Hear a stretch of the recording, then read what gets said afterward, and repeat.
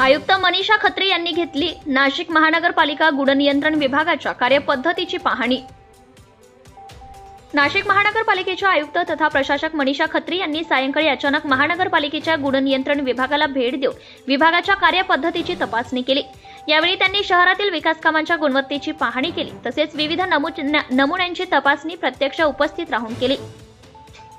गुणनियंत्रण विभागाचे कार्यकारी अभियंता नितीन पाटील यांनी आयुक्तांना विभागाच्या कामकाजाची सविस्तर माहिती दिली।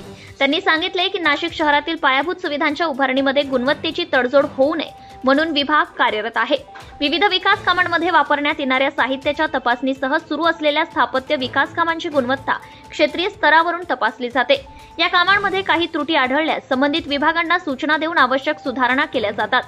आयुक्त मनीषा खत्री यांनी विभागाच्या कार्यपद्धतीचा आढावा घेतला आणि अधिक प्रभावी व कार्यक्षम कामकाज होण्यासाठी उपाययोजना राबवण्याच्या सूचना दिल्या। तसेच विकास कामांची गुणवत्ता कायम राखण्यासाठी कार्यकारी विभाग आणि ठेकेदारांवर अधिक काटेकोर नियंत्रण ठेवण्याचेही निर्देश दिले। शहरी भागात शहरातील नागरी सुविधा अधिक टिकाऊ व दर्जेदार असाव्यात, यासाठी महानगरपालिकेचा गुणनियंत्रण विभाग महत्त्वाची भूमिका बजावत आहे। या विभागाच्या कार्यक्षमतेत अधिक सुधारणा करण्यासाठी आवश्यक ते सर्व प्रयत्न करण्याचे निर्देश आयुक्त खत्री यांनी दिले। Subscribe now and press the bell icon. Never miss an update.